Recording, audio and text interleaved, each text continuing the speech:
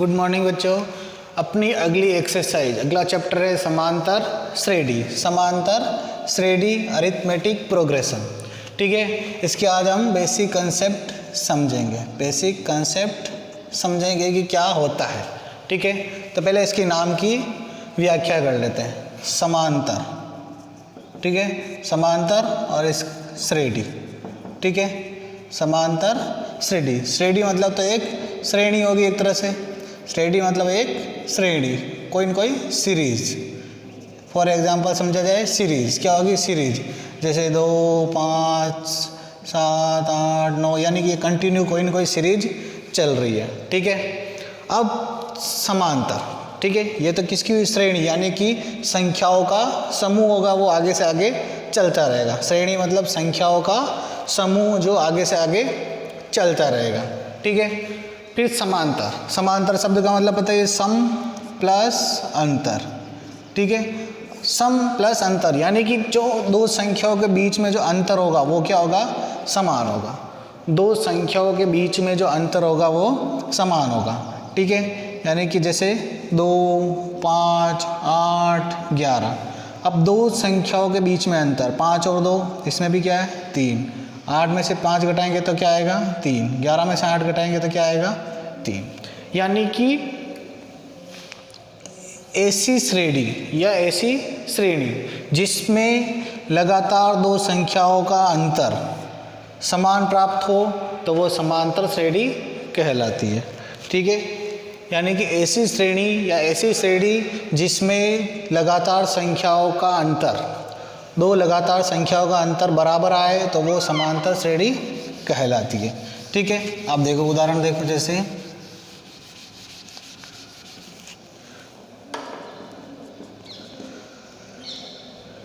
3, 6, 9, 12, 15, 18, इस प्रकार से ये चल रही है। ठीक है, पहली संख्या कुछ भी हो सकती है। ठीक है, ये भी हो सकती है जैसे 4, 7, 10, 13, 16, 19। ठीक है, तो इसमें भी क्या है 3, 3 का अंतर है। इसमें भी क्या है 3 का अंतर, 3, 3, 3, 3, अंतर कितना आ रहा है 3। ठीक है, इसमें भी देखो पहली संख्या भले ही 4 है लेकिन अंतर तो कितना आ रहा है 3 का। 7 में से 4 घटाएंगे 3, 10 में से 7 घटाएंगे 3, 13 में से 10 घटाएंगे 3, 16 में से 13 घटाएंगे 3 और 19 में से 16 घटाएंगे 3। ठीक है, तो अंतर क्या आ रहा है 3। अब इसमें पहला पद कुछ भी हो सकता है, पहला पद कुछ भी हो सकता है, 3 भी हो सकता है, 4 भी हो सकता है। और जैसे देखो 110, 120, 130, 140, 150, अंतर कितना कितने का आ रहा है 10, 10 का।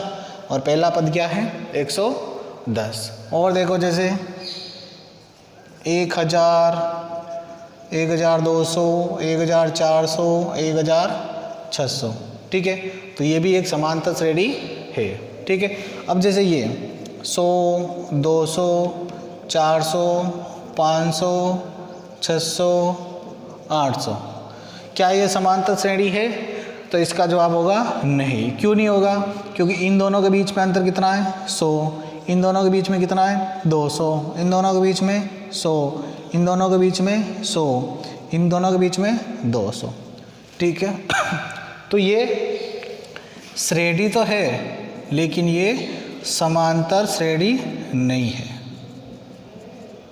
ठीक है, एक सीरीज तो है लेकिन ये अरिथमेटिक प्रोग्रेशन नहीं है, समांतर श्रेणी नहीं है। तो ये समांतर श्रेणी का उदाहरण नहीं है। समांतर श्रेणी के उदाहरण केवल ये 4 है। ठीक है, तो आगे समझ में कि समांतर श्रेणी क्या होती है, यानी कि ऐसी श्रेणी, ऐसी सीरीज जिसके अंदर दो लगातार संख्याओं का अंतर, लगातार दो संख्याओं का अंतर हमेशा समान हो। ठीक है, अब इनके लिए देखते हैं। अब ये क्या है इनके पहला पद, ये सभी क्या 3, 4, 110, 1000, ये क्या है इनके पहले पद। ठीक है, इस श्रेणी का पहला पद क्या A1। ठीक है, A1। ठीक है, A1 यानी कि पहला पद। पहला पद क्या है 3, पहला पद क्या है 3। ठीक है, इसका पहला पद क्या है 4, इसका पहला पद क्या है 110 और इसका पहला पद क्या है 1000।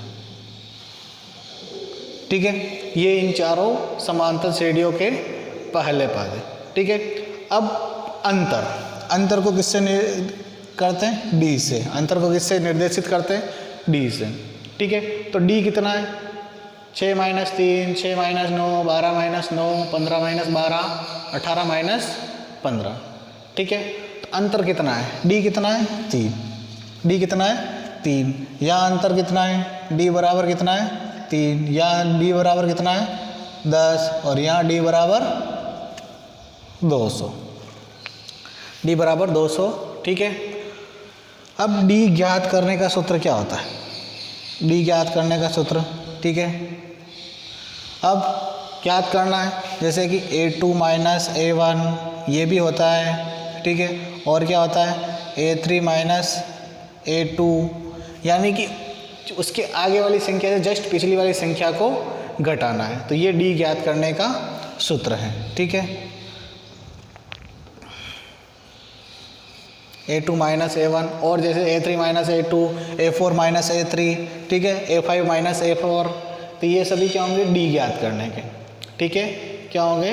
डी ज्ञात करने के, ठीक है। तो A1 और डी तो समझ में आ गया, ठीक है। अब कोई श्रेणी,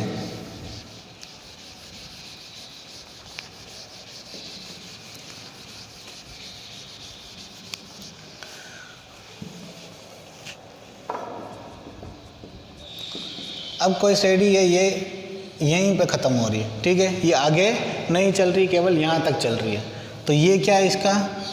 A1, ये क्या है? A2, ये क्या है? A3, ये क्या है? A4, ये क्या है? A5 और ये क्या है? A6। ये क्या है? A6, ठीक है। अब A1, A2, A3, A4, A5, A6, ठीक है। ये A6, यानी कि अब इसमें क्या क्या चीज़ पता है अपने को? A1 पता है 3, D पता है कितना है? 3, ठीक है। नहीं तो देख लो 6 - 3, 9 - 6, 12 - 9, सबका अंतर कितना आ रहा है? 3। सबका अंतर कितना आ रहा है? 3। तो D कितना हो गया? 3, ठीक है। अब A6 अंतिम पद है, A6, ठीक है। अंतिम पद को और किससे निर्देशित करते हैं? AN से, ठीक है। और AN कितना है? 6, ठीक है। यहाँ पर पहले लिख लो n बराबर कितना है? 6। n बराबर 6, यानी कि टोटल कितने पद है? 6। टोटल कितनी संख्या है? 1 2 3 4 5 6, n बराबर 6। तो A6 जो छठा पद है, ठीक है, या AN बराबर A6 बराबर 18, ठीक है। इसको और किससे निर्देशित करते हैं? L से। किससे करते हैं? L से, लास्ट पद, ठीक है। तो A1, D, N और L, ये 4 चीज़ें दे रखी होती हैं, ठीक है।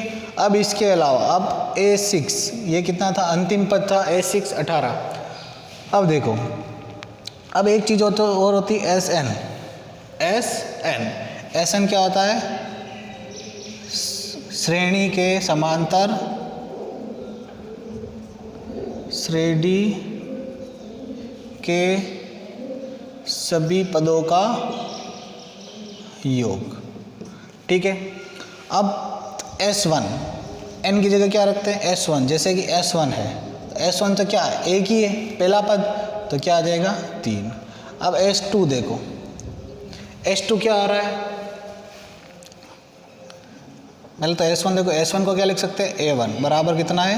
3। अब देखो S2 क्या हो जाएगा? इस A1 और A2 का योग है, समांतर श्रेणी के सभी पदों का योग। n लिखा हुआ इसलिए सभी 2 लिखा हुआ, यानी कि A1 प्लस A2, ठीक है। तो A1 प्लस A2 कितना हो जाएगा? 3 प्लस 6 कितना हो जाएगा? 9, ठीक है। फिर S3 कितना हो जाएगा? A1 plus A2 plus A3 बराबर 3 प्लस 6 प्लस 9, तो कितना हो जाएगा? 15 और 3 18, ठीक है। उसी प्रकार S4, ठीक है। A1 plus A2 plus A3 plus A4, 3 plus 6 plus 9 plus 12, तो कितना हो जाएगा? 30, ठीक है। इसी प्रकार से SN, तो क्या हो जाएगा A1 plus A2 plus A3 plus plus और लास्ट में कहाँ तक चला जाएगा AN तक। कहाँ तक चला जाएगा AN, यानी कि लास्ट n कहाँ है, यहाँ तो 6 है तो 6 तक, और लेकिन अगर n हो तो AN तक सभी पदों का योग। ठीक है, तो ये हो गया हमने SN ज्ञात करने का सूत्र। अब अपने को सवाल में दिया हुआ है, जैसे कोई दे रखा है, एग्जाम्पल है जैसे S8 दे रखा है, ठीक है, और S9 दे रखा है। ठीक है, S8 बराबर ये अपने दे रखा है 24, S8 बराबर 24। ठीक है, चलो देखो सूत्र है SN बराबर SN प्लस, अपने को ज्ञात क्या करना है इसमें AN जैसे A2 ज्ञात करना है। क्या ज्ञात करना है A2, तो A2 कैसे ज्ञात करेंगे, तो S2 माइनस S1। इसी उदाहरण से देखते हैं, जैसे A2 ज्ञात करना, A2 अपने पास क्या है, जैसे 6 है तो 6 कैसे आया वो देखो, तो S2 कितना है, S2 कितना आप आया था अपने पास 9, कितना आया था 9, और S1 कितना है 3, तो कितना आ गया 6। ठीक है, तो A2 कितना हो गया 6। तो ये आया कैसे, ये आया कैसे, तो जिस भी पद को ज्ञात करना है, जिस भी पद को ज्ञात करना है, जैसे AN को ज्ञात करना है तो SN माइनस 1 ये सूत्र लगाना पड़ेगा।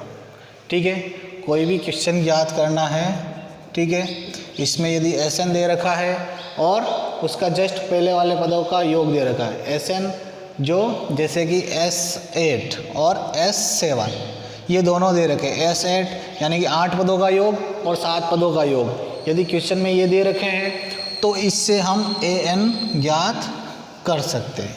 इससे हम क्या ज्ञात कर सकते हैं, AN ज्ञात कर सकते हैं, यानी कि AN कितना हो जाएगा A8, जो S8 है वो A8 ज्ञात कर सकते हैं। ठीक है, तो ये अपने 5.1 से रिलेटेड बेसिक कंसेप्ट थे, तो इन सभी को अप्लाई करके 5.1 करनी होगी।